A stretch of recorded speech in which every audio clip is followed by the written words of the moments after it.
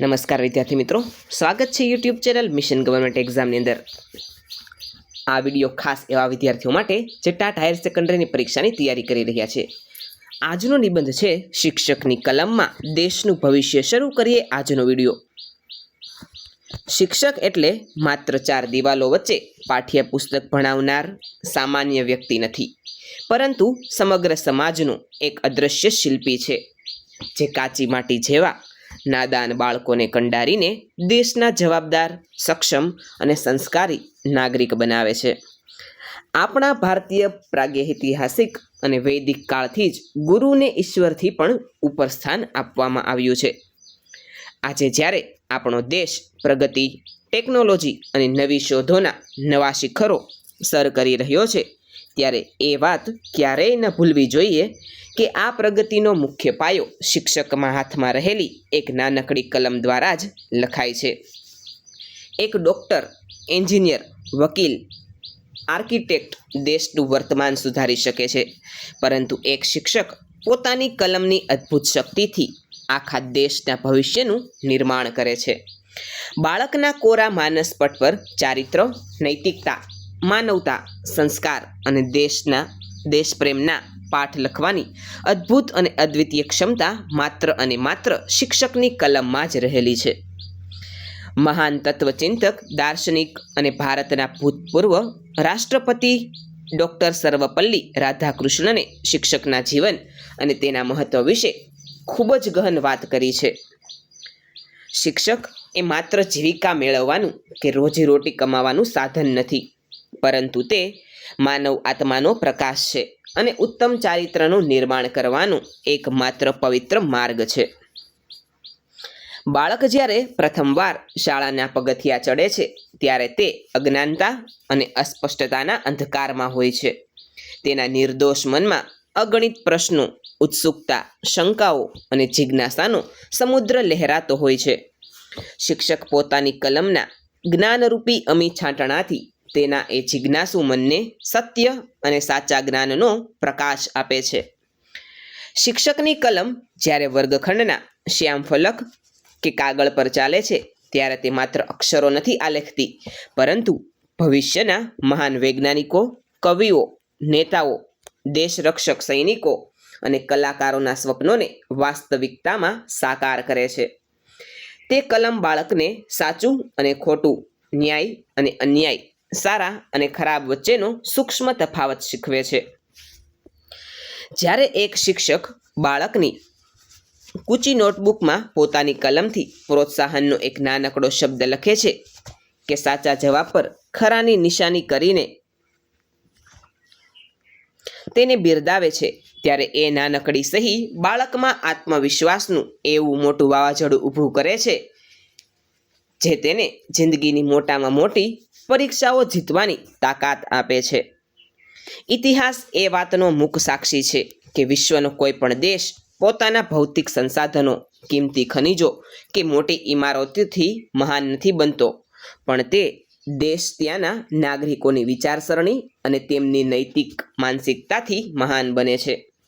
અને આ માનસિકતા ઘડવાનું અને મહત્વનું કામ શિક્ષકની કલમ જ કરે છે। મગધ સામ્રાજ્યમાં સમયમાં ચાણક્ય જેવા મહાન ગુરુએ પોતાની દીર્ઘદ્રષ્ટિ, વિચારધારા અને શિક્ષકની તાકાતથી આખા અત્યાચારી નંદવંશનો નાશ કરીને સાધારણ બાળક ચંદ્રગુપ્ત મૌર્યને અખંડ ભારતનો શાસક બનાવ્યો હતો। ચાણક્યએ પોતાના સુપ્રસિદ્ધ કથનમાં યોગ્ય જ કહ્યું હતું કે પ્રલય અને નિર્માણ બંને શિક્ષકના ખોળામાં ઉછળે છે। આ વિધાન સદીઓથી સાબિત કરતું આવ્યું છે કે શિક્ષકની કલમમાં દેશની કિસ્મત અને તકદીર બદલવાની કેટલી પ્રચંડ તાકાત રહેલી છે। જો શિક્ષકની કલમ દેશપ્રેમ, સમર્પણ અને પવિત્ર નૈતિક મૂલ્યોના અક્ષરો લખશે, તો દેશનું ભવિષ્ય આપોઆપ ઉજ્જવળ, સમૃદ્ધ અને સુરક્ષિત બની જશે। ભારતના પૂર્વ રાષ્ટ્રપતિ, મિસાઇલમેન અને મહાન વૈજ્ઞાનિક ડૉક્ટર APJ અબ્દુલ કલામે પણ રાષ્ટ્ર નિર્માણમાં શિક્ષકોની ભૂમિકા અંગે અત્યંત સુંદર વાત કરી છે।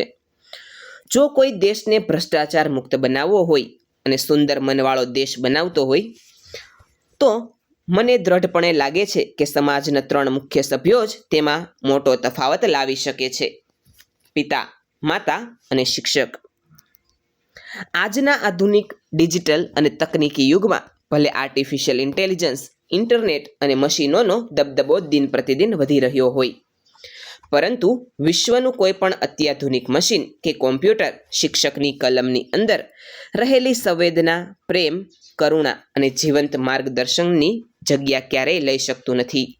શિક્ષકની કલમ માત્ર શુષ્ક જ્ઞાન કે માહિતી નથી પીરસતી, પણ તે બાળક સાથે એક અદૃશ્ય આત્મીયતાનો સંબંધ બાંધે છે. તે બાળકને જીવનની નિષ્ફળતાઓમાંથી ફરી બેઠા થતાં શીખવે છે, મુશ્કેલ પડકારોનો સાહસપૂર્વક સામનો કરવાની હિંમત આપે છે અને સમાજ તથા રાષ્ટ્ર પ્રત્યે પોતાની નૈતિક ફરજો શું છે તેની ગંભીર સમજણ પણ આપે છે.